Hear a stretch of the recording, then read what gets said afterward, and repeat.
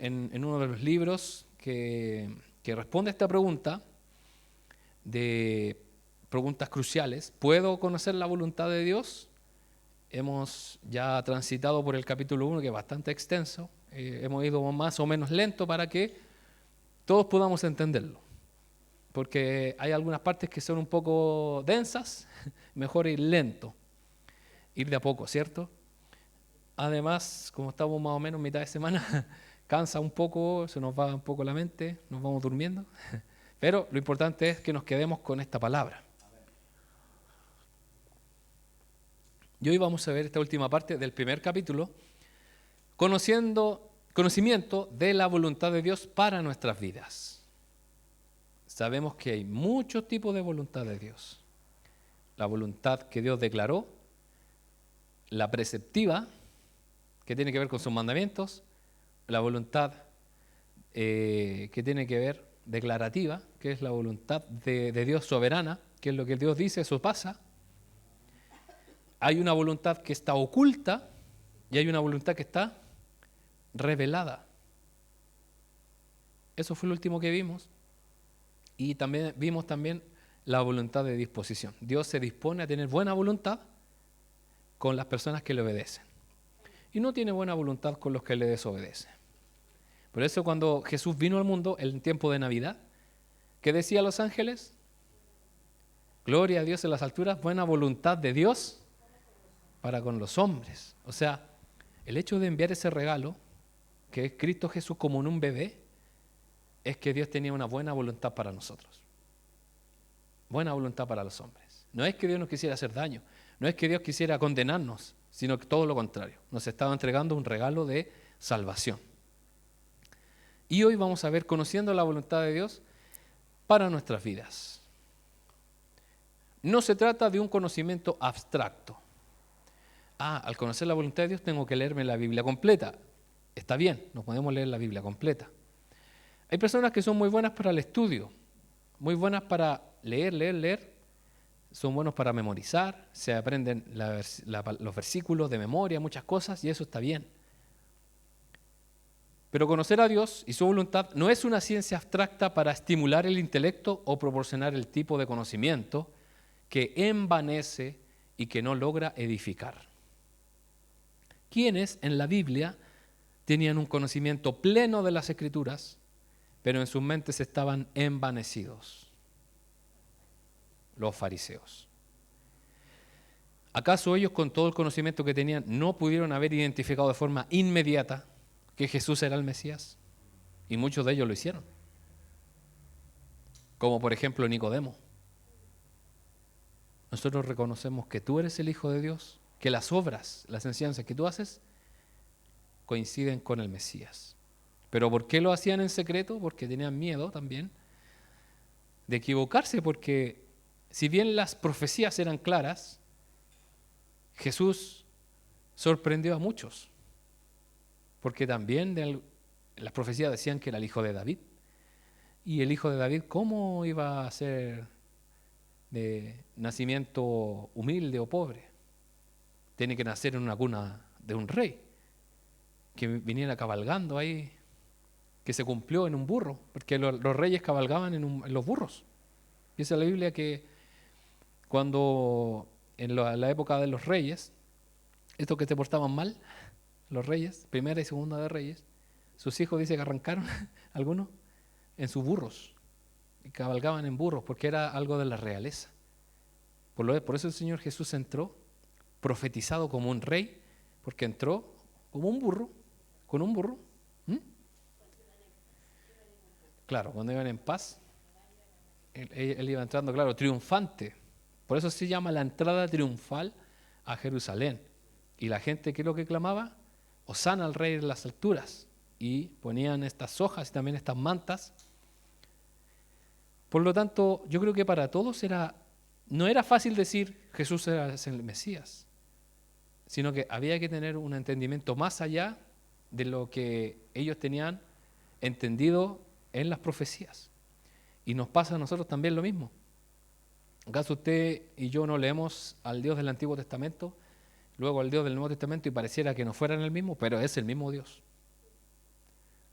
Y pareciera que Jesús, el que se muestra a otras personas, no es el mismo Jesús que yo creo o que yo pensaba que era, sino que tiene que ser el Jesús de acuerdo a las Escrituras. No el que me mostraron en una película en Semana Santa.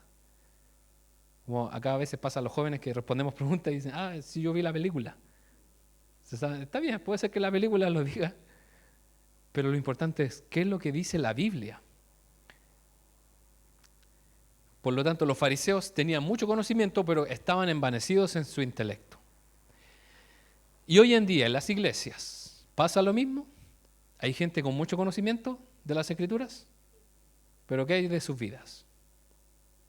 Hay personas que son verdaderamente enciclopedias bíblicas, saben mucho, pero sus vidas no viven, no están en obediencia a Dios. Y eso no es agradable a Dios. Por eso el Señor se agrada de personas que quizás ignoran mucho la palabra. Se saben un poquito, o saben simplemente que Dios los ama, pero que ellos viven en devoción a Dios. Comienzan a cambiar su vida, comienzan a ordenar su vida. Y eso yo creo que tiene más trasfondo, más importancia para Dios que el conocer toda la Biblia en la forma como en el intelecto. Entenderla en su totalidad, por ejemplo, como un conocimiento abstracto mental. Porque esto, hermano, hay institutos de teología y de seminarios, tanto católicos como evangélicos, en el mundo. Y uno puede estudiar la carrera de teólogo. Y esto es conocimiento de materia. Y a ellos los mandan a leer los libros y le hacen prueba, examen y tienen que decir lo que dice acá y cómo lo dice y en qué año se escribió y así tantas cosas. Pero eso me hace ser un hombre o una mujer que le agrada a Dios. No. Por lo tanto, conocer la palabra de Dios o el conocimiento de Dios no se trata de algo abstracto. Conocer la voluntad de Dios es de una importancia urgente para cada cristiano. Es urgente que conozcamos cuál es la voluntad de Dios. Si no, estaríamos perdiendo el tiempo. Usted y yo estamos perdiendo el tiempo si no conocemos cuál es la voluntad de Dios. El tema es que muchos de nosotros la sabemos, pero no la queremos hacer. Como por ejemplo predicar el Evangelio. ¿Habrá alguna palabra que diga, si puedes, ir y predicar el Evangelio? Si te dan ganas. Si el ambiente está propicio, háblale a tu amigo. Dice, ir y predicar, hay que hacerlo. Y es algo que tenemos que hacer. Por lo tanto, es algo urgente. Todos aquellos que desean e intentan llevar una vida que agrade a su Creador, deben saber qué es lo que Dios quiere para ellos. Si usted quiere vivir una vida de acuerdo a lo que Dios quiere, debe saber lo que Dios quiere. Porque queremos agradarle a Él. Por lo tanto, debemos buscar hacer la voluntad de Dios. Un ejemplo. Yo tengo que vivir de cierta manera y decir como en una, no sé si usted ha visto una película que se llama Sí, Señor, donde el actor, que es Jim Carrey, tiene que decir la verdad, siempre, no puede mentir. No, esa era otra. Era Mentiroso, Mentiroso, se llama Mentiroso, Mentiroso. Y finalmente no puede mentir. Y eso le trae consecuencias negativas y positivas. Y finalmente es liberado de la mentira y encuentra que lo mejor es decir la verdad siempre. Pero a nosotros no nos pasa eso. Y siempre está ese bichito que nos dice, no le diga la verdad. O miente acá. Y no es necesario hacerlo. Si uno se demoró en algo, me demoré. Y me pasó esto. Y no decir que la micro, que el transporte público está horrible. Me levanté tarde, me quedé dormido. No sonó la alarma, que suele pasar. O sea, sonó, pero uno la apagó inconscientemente y es como que no suena. A mí me pasa eso, por eso dejo la alarma o el celular bien lejos, para yo levantarme a apagarla, porque yo no me doy cuenta, la apago así y la chonto justo al puntito que y sigo durmiendo como si nada. Gracias a Dios que, bueno, donde yo vivo, en la mañana como a las 9 de la mañana, sacan las botellas de un contenedor de vidrio y las ponen en otro contenedor gigante y usted sabe el sonido que suena así. ¡Pah! Bueno, yo creo que a las 9 de la mañana todos se despiertan, sí o sí. Obviamente que no hay cómo reclamarle porque está en horario correcto, no hay problema. Y yo ese día le agradecí porque si no hubiese llegado tarde al trabajo. Bueno, mi esposa ella no me avisa porque también pasa de larga, así que estábamos en la misma. Por lo tanto, si nos quedamos dormidos, si nos pasó algo o pasamos a otro lado, a veces nos pasa que no queremos decir que pasamos a otro lado para que nos pregunten, ¿y a qué pasaste? ¿O por qué pasaste? O no sé. A veces no es necesario mentir y decir, ¿sabes qué pasó a otro lado nomás? Ah, ya. Pero si nosotros nos disponemos, vamos a ser veraces. Dice la Biblia, hablad verdad entre ustedes. ¿Y dónde se dificulta? Cuando usted le tiene algo en contra a otra persona y llega un momento en que usted le tiene que decir a esa persona que no está bien lo que está haciendo. Y usted tiene una disyuntiva. Decirle la verdad y ser sincero o ser un hipócrita. Decirle, no, está todo bien, no, todo bien, tranquilo. Y eso es mentira. Y a mí me ha tocado muchas veces decirle a la persona, no está bien, no estoy de acuerdo contigo. O tú hiciste esto que nos molestó o pasó esto otro. Y sabe que es lo mejor. Porque así uno se libera y es sincero. Y la persona a veces en vez de reaccionar mal, ¿qué es lo que dice? Valoro tu sinceridad. Como yo les comenté a los jóvenes el otro día, había una persona que estuvo en un interés de hacer cierto proyecto y no le resultó. Y todos le decían, dale, todo bien, para no herirlo. Y yo fui el único que le dije, no es la voluntad de Dios, lo lamento. Yo te estimo mucho, pero no es la voluntad de Dios. Y él dijo, te agradezco porque has sido la única persona que me dijo eso. Y a mí obviamente me dio miedo porque tampoco lo quería herir. Uno a veces no quiere herir a las personas, pero ¿qué es lo que tiene que hacer? Vivir de acuerdo a la voluntad de Dios. ¿Usted cree, hermano, que Jesús adornó sus palabras para cuando habían situaciones que habían que aclarar? ¿Jesús acaso adornó sus palabras? Él lo dijo firme. Ustedes les falta fe. Lo dijo Jesús, se lo dijo a sus discípulos y se lo dijo a los fariseos también. Y no le dijo de forma muy suave. A los fariseos, ¿qué les dijo? Camada de víboras, sepulcros blanqueados. Pero finalmente él era sincero. Por lo tanto, como dice ahí, todos aquellos que desean e intentan llevar una vida que agrade a su Creador, deben saber qué es lo que Dios quiere para ellos. ¿Cómo sabemos nosotros cuál es la voluntad de Dios para usted y para mí? Está aquí, pero también está en una búsqueda de lo que Dios me vaya a decir a mí como Dan Villa y a usted como persona individual. Porque sabemos que hay una voluntad general, podríamos decir, para la iglesia, pero también está la voluntad de Dios para ti, personalmente, que es lo que Dios quiere que hagas tú. Es que todos están haciendo lo mismo, hagamos lo mismo. No, yo no puedo hacer eso. Es que todos van para allá, vamos todos para allá.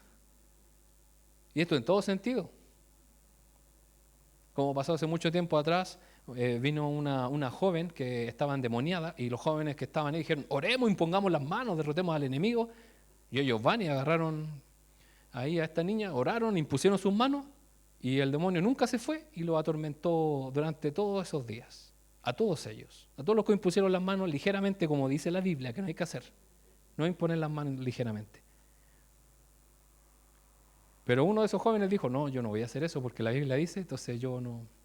Y aparte, ¿cuál es la voluntad de Dios? Para él decía, yo no me encuentro apto para hacer eso, me falta. Y ese joven fue el único que pudo dormir tranquilo esa semana. Bueno, finalmente después se pudo orar por la joven y fue liberada. Pero también, no por seguir al resto, pero si es bueno orar, obvio, es bueno orar.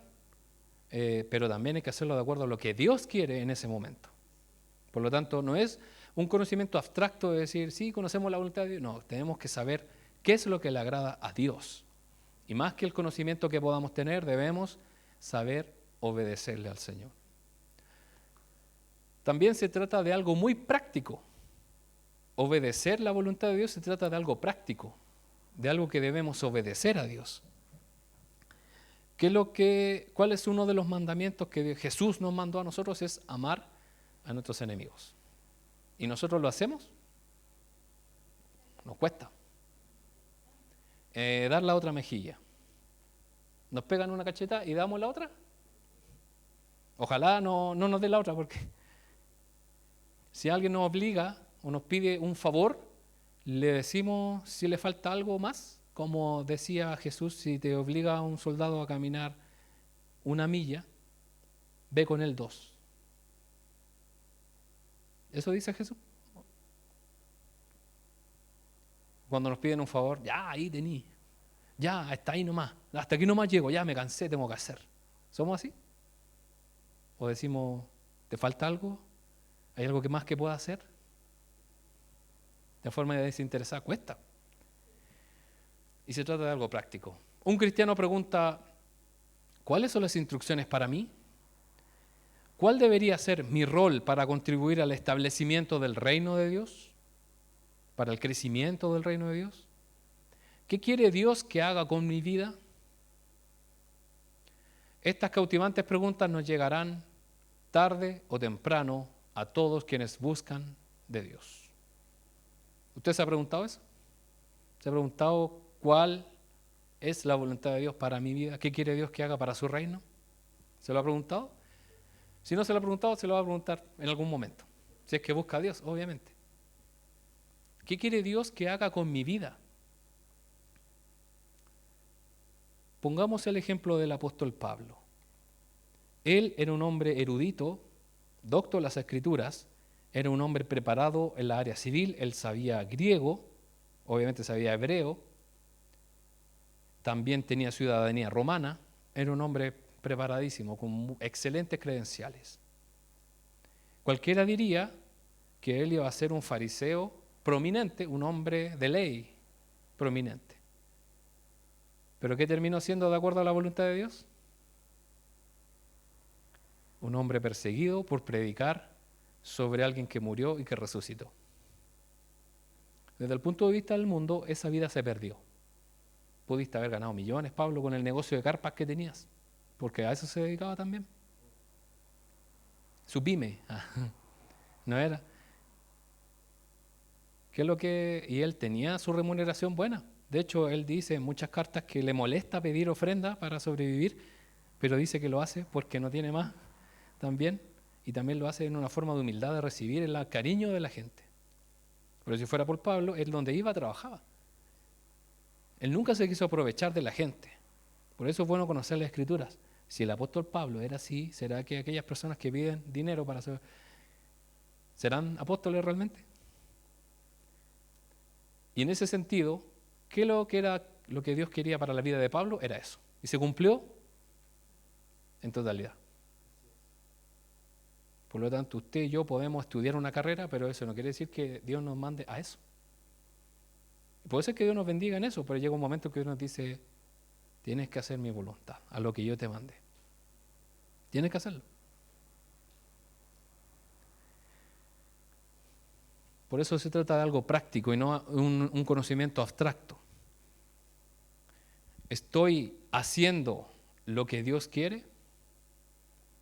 Cada 2 semanas me he encontrado haciéndome esta pregunta. ¿Se ha encontrado usted con esa pregunta? ¿Estoy viviendo como Dios quiere realmente? ¿Será que por ahí me desvíe y estoy viviendo como yo creo? ¿Usted se ha encontrado preguntándose esto? ¿Esta pregunta es frecuente? Espero que lo sea. Espero que usted se pregunte eso, porque la única forma es de autoevaluarnos o ver nuestra vida si está de acuerdo a la voluntad de Dios. Y como tip, le puedo decir, si usted tiene personas que lo aman, que realmente lo aman y que le digan su verdad, porque hay personas que dicen a mal y no nos dicen mucho la verdad, la realidad es que queremos que nos digan la verdad, pues si estamos mal, que nos digan y díganle, ¿será que hay algo que estoy haciendo mal? Y yo reconozco, yo digo, yo antes me dedicaba horas a leer la Escritura y a orar, y hoy no puedo por el tema del trabajo, me cuesta mucho, y en la noche me quedo dormido, no aguanto. Entonces en el momento que tengo libre me pongo a leer, y obviamente vienen distracciones, el celular, que me llaman, y tantas cosas, pero uno debe decir, tengo que buscarle al Señor. Por lo tanto, ¿qué debemos hacer? Preguntarle a quienes nos aman, ¿qué crees? ¿Estoy bien? ¿Qué puedo hacer? ¿Qué puedo mejorar? Esta pregunta nos acosa y atrae a todos. Exige que hagamos algo, que tomemos una resolución. Debemos preguntarnos entonces, ¿cómo puedo conocer la voluntad de Dios para mi vida? Y siempre debemos preguntarnos esto. ¿Qué quiere Dios para mi vida? Pablo, tomando el mismo ejemplo de Pablo, comenzó sus viajes misioneros. Y él comenzó, usted lee Hechos, como él comienza yendo a una ciudad, predica, luego a otra, lo persiguen, arranca para otro lado, el Espíritu Santo le dice, anda allá, allá te necesito, y comienza a ir de allá para acá, obviamente guiado por el Señor. ¿Y será que esa era la única voluntad de Dios para Pablo? ¿Que él fuera así hasta que muriera en algún momento? No, Dios le dijo, detente. Y como sé que no vas a parar solo, yo te voy a detener, te voy a meter preso. ¿Y qué hizo preso Pablo? Si no fuera por eso, hermanos, no tendríamos ninguna carta de Pablo, ninguna. Por lo tanto, en algo horrible que es caer preso, sobre todo en esas cárceles que eran terribles, él escribe estas cartas maravillosas. Y donde él le dice a los hermanos, cuánto anhelo verlos. Que se refleja el corazón de Pablo. A los filipenses le escribe una de las cartas más maravillosas. Y esta es una de las últimas cartas de Pablo. Usted lee Filipenses, ¿cómo queda usted? Animado. De hecho, en Filipenses aparece uno de los versículos más maravillosos. Todo lo puedo en Cristo que me fortalece. Filipenses 4:13. También 4:19. Mi Dios pues suplirá todo lo que falta, conforme a sus riquezas en gloria. Y lo escribió un hombre preso que estaba pronto a morir decapitado. Que es de acuerdo a la tradición lo que tenemos entendido, que murió de esa manera en Roma. Por lo tanto, Pablo estuvo atento a la voz de Dios, sí. Pablo hizo la voluntad de Dios, sí. Y no es que usted, hermano, diga, ya, yo con esto me contento y yo creo que de aquí hasta que me muera voy a quedarme aquí. Todos los días debemos decir, Señor, ¿cuál es la voluntad para mi vida? Yo, de hecho, me pregunto, ¿será que esta es la voluntad de Dios para mi vida? Que esté, por ejemplo, aquí enseñando los martes, o esté a cargo de los jóvenes, puede ser que el Señor me saque y me lleve para otro lado. Bueno, a mí varias personas me han hablado de que han recibido al Señor, que yo tengo como un ministerio afuera. Bueno, mi esposa está contenta porque le gusta viajar, pero yo digo, ¿será? Y obviamente confiando en el Señor, pero también digo, mientras estoy aquí haciendo lo que Dios me mandó, lo voy a hacer con todo el corazón y lo voy a seguir haciendo hasta que se haga su voluntad. Y si el Señor me dice, ya no vas a trabajar más como abogado, yo le voy a decir, bacán, genial, porque ya muchos problemas, como dicen, más problemas que maletín de abogado, y es verdad, son puros problemas. Todos me llaman porque tienen problemas. En el trabajo pasó esto otro. Mire, lo que pasa es que, y cuando saben que soy abogado, ¿sabe qué? Yo tengo una casa, una propiedad. Entonces, para mí genial, pero también espero la voluntad de Dios.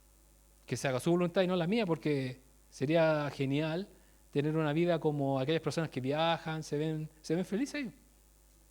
Usted conoce a los conferencistas internacionales cristianos y se ven vida buena, pero ellos sacrifican muchas cosas. Por lo tanto, no sé si también el Señor quiere eso para mí, no lo sé. Y si es así, el Señor hará su obra. Lo mismo cada uno de nosotros. El Señor hará su obra. Conociendo su voluntad general, sin las distinciones que hemos visto, nuestra búsqueda de la voluntad de Dios puede llevarnos a una confusión y consternación sin esperanza. Es como entrar en un laberinto y no encontrar nunca la salida. ¿Qué es lo terrible de los laberintos? Que todos los lugares son iguales. No es que ya voy a dejar esta planta aquí para marcar que puedo doblar a la izquierda, no hay nada. De hecho, hay personas que se meten en laberintos que son de plantas, de arbustos, y se han perdido. Hay personas que realmente se han perdido y han tenido que pedir ayuda. Y es como caer en una confusión. El hecho de buscar la voluntad de Dios sin hacer las distinciones que ya hemos hecho en este estudio. Por eso espero, hermano, que haya anotado, hermanas, aquellas distinciones que ya hicimos, que ya mencionamos al principio. La voluntad declarativa de Dios, la voluntad preceptiva de Dios, la voluntad de disposición de Dios, la voluntad oculta de Dios y la voluntad revelada de Dios. Debemos tener eso en mente. Y si no lo anotó, hermano, sale 20,000 pesos el PowerPoint. No. Puede ver la grabación ahí en la transmisión, usted puede buscar ahí. Y es bueno distinguirlo. ¿Qué voluntad estamos tratando de descubrir? Si es la voluntad secreta de Dios, estamos peleando contra molinos de viento. Nunca vamos a poder conocer la voluntad secreta de Dios. Por algo Él puso el velo.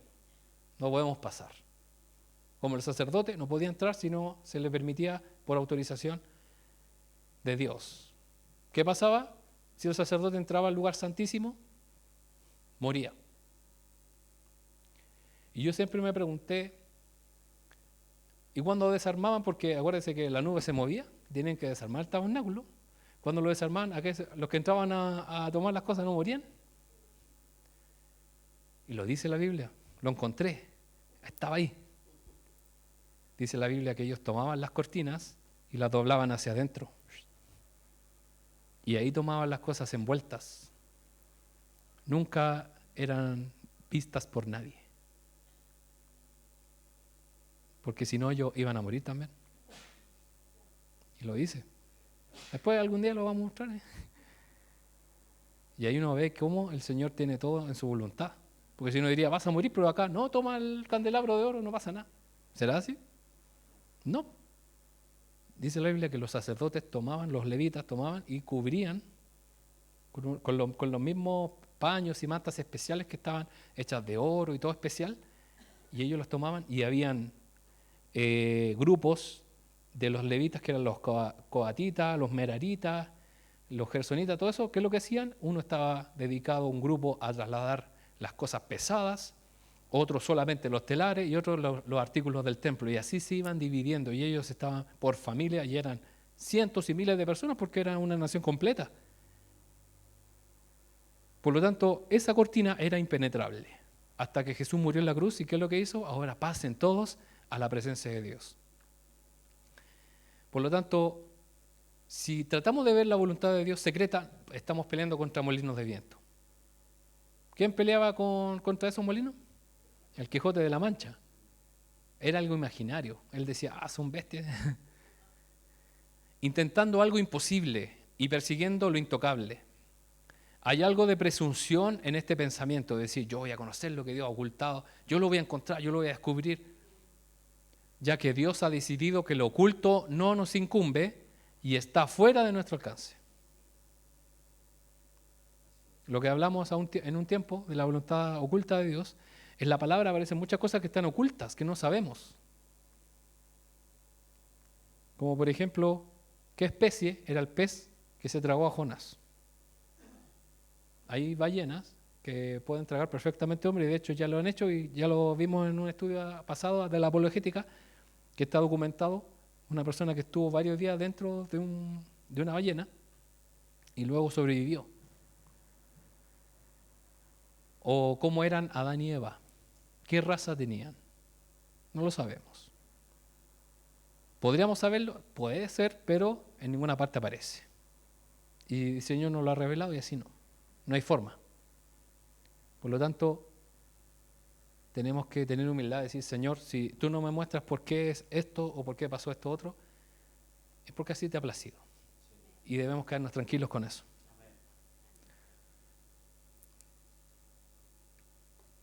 Hay un peligro respecto a las especulaciones. Son muchísimos los males que han traído al pueblo de Dios ciertos teólogos inescrupulosos que han intentado corregir o suplantar la clara y perfecta enseñanza de las Sagradas Escrituras. Se evocan solo a enseñar doctrinas y teorías basadas en pura especulación. ¿Ha usted escuchado estudios sobre los ángeles? Y hay gente que llama a los ángeles, ora a los ángeles. ¿Y en la Biblia aparece que debemos hacer eso? ¿Aparecen ángeles? Sí. ¿Sus nombres? Sí. ¿Podemos hacer un estudio de los ángeles? Sí, pero va a estar bastante limitado. ¿Qué hay de la demoniología? De hecho, esos son estudios de la teología. los ángeles, los demonios y así tantas cosas, las criaturas de Dios que aparecen en Apocalipsis, pero llegan hasta cierto punto y nosotros nos quedamos con los brazos cruzados y decir, ¿qué es esto? Hasta aquí no hemos llegado. Por lo tanto, ¿qué debemos hacer? Quedarnos con lo que dice la palabra en general. Y hay mucha especulación. ¿Saben lo que es la especulación? Es lo que aparece ahí en esa imagen. Es argumentar una idea que puede ser falsa o verdadera, no se sabe si puede ser verdad o no, para obtener réditos, ya sean económicos o sea de mi buen testimonio, así yo ganar algo para mí, algo para yo aprovecharme.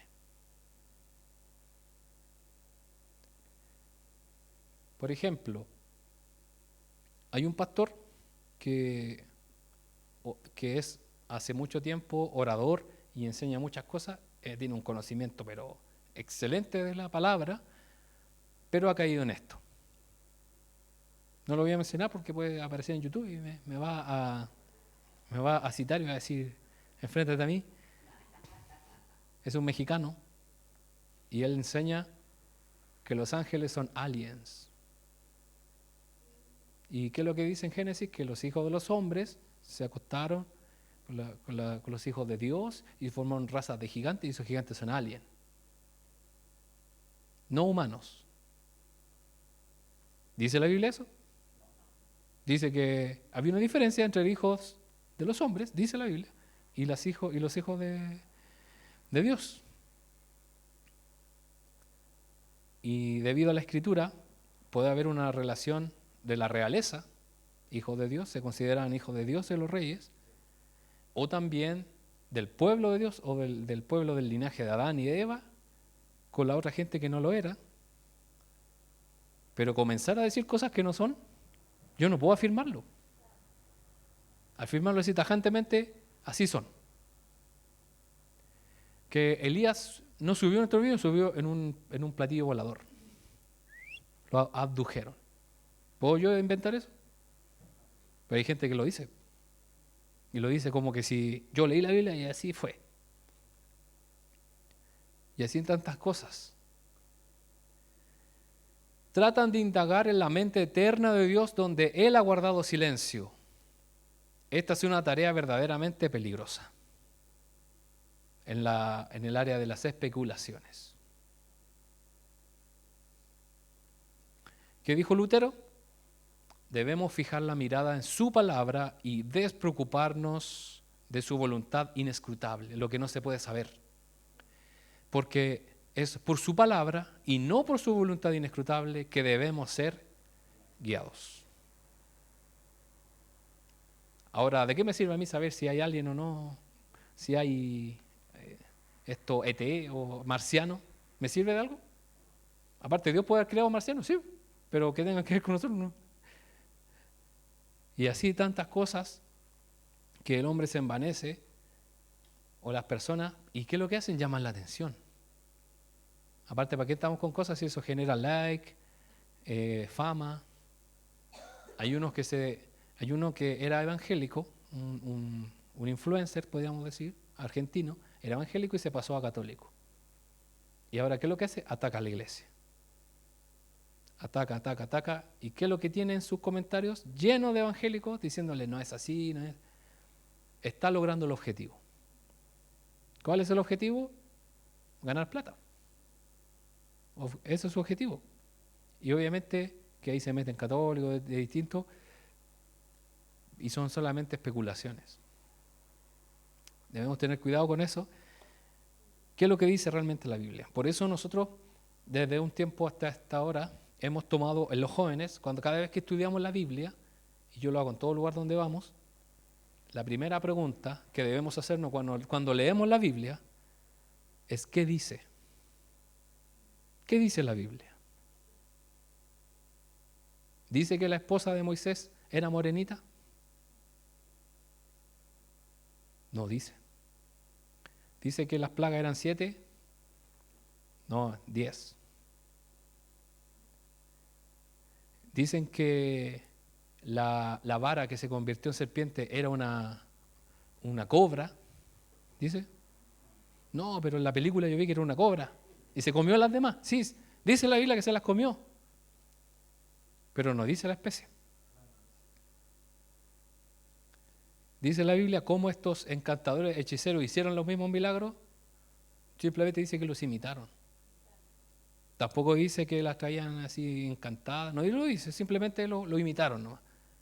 Pero podemos obviamente sacar conjeturas. Pero no podemos tomar la Biblia como decir, esto es, y al leerlo no lo dice. Y ahí es donde la gente tergiversa la Biblia. Donde aparecen versículos que no existen. Ayúdate que yo te ayudaré. No lo dice. Ni el pan y el agua te faltarán. No lo dice. Y así tanto. Bueno, no quiero seguir nombrando. Por lo tanto, debemos evitar las especulaciones y debemos quedarnos con lo que dice la Biblia. Obviamente, si usted está viendo algún video y parece algo medio extraño, trate de quedarse con lo que realmente dice la Biblia y no con lo que le puedan estar diciendo. Y también, últimamente, ¿cuál es el peligro, hermanos? Es que las normas de Dios dicen, no, si no es tan así, porque ahora con el entendimiento bíblico que tenemos, no es pecado hacer esto. Y ahora sí se puede divorciar y no pasa nada. Y puedes andar con tu pareja y todo mezclado. En la iglesia no hay problema. Tranquilo, quédate así como estás. O sea, obviamente no va a haber una actitud de juzgar, pero ¿cuál es nuestra actitud? De que la persona ordene su vida. Y en el tiempo que el Señor lo disponga. Pero hay movimientos donde dicen, no, al pecador hay que dejarlo ahí tranquilito porque Dios sabe lo que va a hacer. ¿Será que Dios ha llamado a la iglesia a hacer eso? Si se dice que la iglesia es un hospital para enfermos, porque dice Jesús, dijo, yo he venido a los enfermos. ¿Y qué es lo que busca el hospital o los médicos? ¿Qué es lo que busca el médico? ¿Sanarlo? ¿O tenerlo eternamente? Como ahora se acusa a los médicos, no, si las pastillas te hacen peor porque él está coludido con las farmacéuticas. ¿Dice eso la gente? ¿Y está comprobado? Casi comprobado. No, no está comprobado. Son especulaciones. Y eso ha hecho que gente crea teorías que no son, ¿y qué es lo que hacen? Empiezan a surgir enfermedades que estaban erradicadas.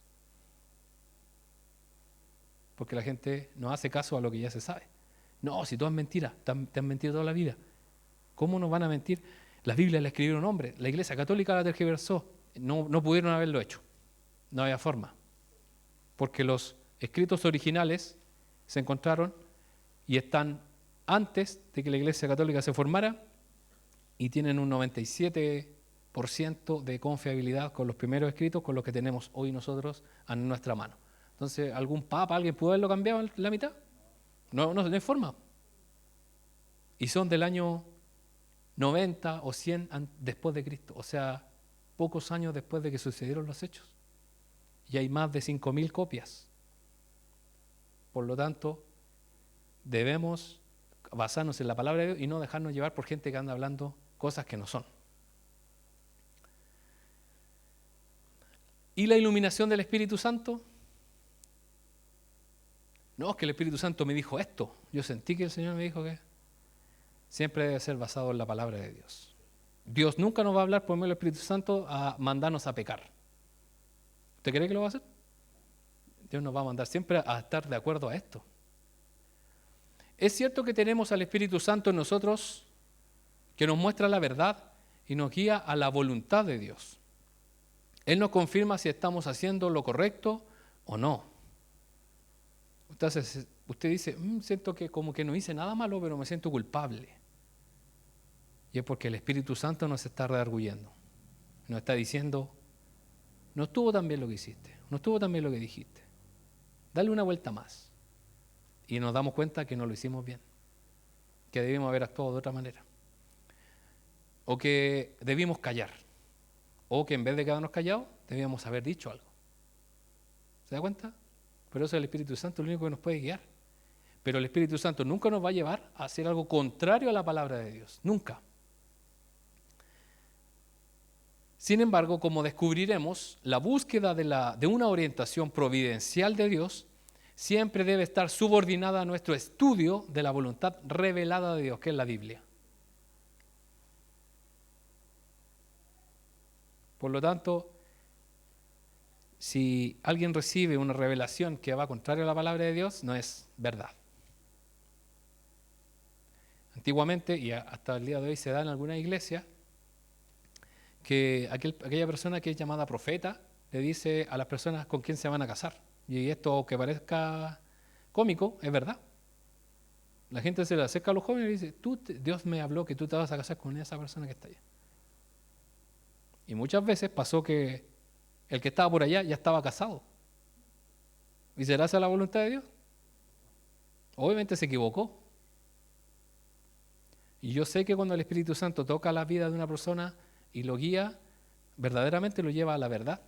Y se cumple. Dice la Biblia, si aquellos profetas hablaron y se cumple lo que dijeron, es porque son profetas verdaderos. Y yo me encontré en una iglesia cuando fuimos con los jóvenes a visitar hace mucho tiempo atrás, y una persona venía danzando, y yo no tengo nada en contra de danzar porque es una expresión de alabanza a Dios, pero venía directo a chocarme a mí. Y una persona me dijo, córrase, córrase. Y yo le dije, no me voy a correr porque si está dirigida por el Espíritu Santo no me va a chocar.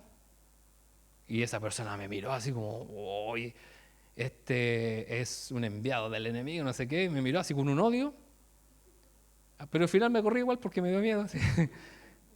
Resulta que después siguió avanzando y chocó había una mesa con un computador y la proyección y se cayó todo eso. Y yo le dije, y había unos jóvenes que me preguntaron qué pasó, por qué pasó. Y yo le decía, el Espíritu Santo no va a hacer algo que traiga un daño o una burla. Porque ¿qué pasa si una persona no conoce a Dios y es primera vez que va a la iglesia? Si ve algo así. Yo he visto personas que danzan y no molestan a nadie y yo sé que pueden estar guiadas por el Espíritu Santo. Pero ahí vemos cómo también se muestra eso como un estatus espiritual mejor que el de los demás, una cosa así. Y obviamente son enseñanzas de iglesia y está bien y uno lo respeta, pero de ahí a que uno, por ejemplo, lo acepte como tal, es otra cosa. ¿Qué dice Deuteronomio 12, 28? Lo habíamos leído en el devocional.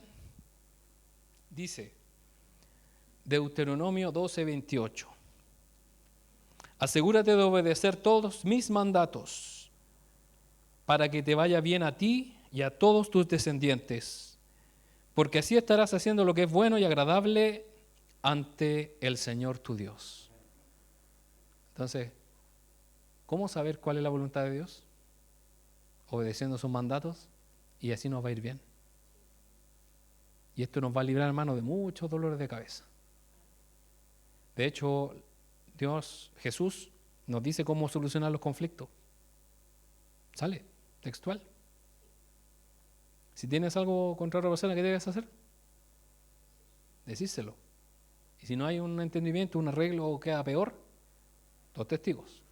Ojalá sean imparciales, no vaya usted a llevar a su guarura, a la gente que lo va a apoyar. Sí, traje apoyo, traje refuerzos. No. Y después dice, si no, llévalo a la iglesia. No quiere decir que usted lo venga a gritar frente a todos, él me ofendió, o la hermana tiene algo contra mí, y yo creo que me diga aquí frente a todos que... ¿Será esa la voluntad de Dios? No, de hecho, si usted estudia bien la palabra, a la iglesia se refiere a los líderes, para que le den una solución y se pueda eso solucionar de una manera, porque Dios los puso para eso. Por lo tanto, debemos conocer cuál es la voluntad revelada de Dios. Finalmente, usted sabe que existe el libre albedrío versus la predestinación. O sea, ¿qué quiere decir? Que por un lado el libre albedrío dice que nosotros podemos elegir qué camino tomar. Si yo quiero ahora puedo dejar el micrófono, irme caminando, irme a tomar una micro, si no es que tengo un auto ahí, no sé, puedo hacer lo que yo quiera. Pero no es así, porque Dios también nos predestinó. Por lo tanto, Dios ya sabía que yo iba a hacer eso. Y aún así me amó, una cosa así. En nuestro avance y crecimiento espiritual llegaremos a un equilibrio entre tensiones que crea el concepto de libre albedrío y la predestinación. Vamos a llegar a un equilibrio, porque estas dos fuerzas generan una tensión. Porque ¿qué hacen las personas? No, yo tengo libertad, puedo hacer lo que quiera. Y si peco, era la voluntad de Dios que yo pecara y Dios me dio permiso. Así que puedo hacer lo que yo quiera. Eso es libre albedrío. ¿Hay gente que tiene esa actitud? Después se pega el porrazo y después encontramos la predestinación. Todo está definido por Dios. No puedo hacer nada fuera de la voluntad de Dios. Todo está definido por Dios. Hemos visto lo que implica la voluntad de Dios, pero de ahora en adelante nos preguntaremos, ¿qué podemos decir de la voluntad del hombre? ¿Será que realmente tenemos voluntad nosotros? ¿O ya somos salvos porque Jesús lo decidió y Dios lo decidió antes de la fundación del mundo y por muy mal que me porte, yo ya estoy listo allá en los cielos? Estoy predestinado. Por eso vamos a la fiesta. Hay cristianos que hacen eso. ¿Cuál es la relación entre la voluntad de Dios y la nuestra? ¿Existe la voluntad de Dios? ¿Dios me da la libertad para elegir? Sí, pero hay un equilibrio. ¿Qué tan libres somos a fin de cuentas? ¿Soy tan libre realmente? ¿O no? Y eso es lo que vamos a ver en la próxima ocasión, si el Señor lo quiere. Como dice la palabra, si el Señor quiere, haremos esto o aquello. ¿Ya? Eso es lo que vamos a ver más adelante. Así que espero, hermanos, que busquemos de obedecer la palabra del Señor y que nos sometemos a ella, que es la voluntad revelada, que está en su palabra. Les invito a orar.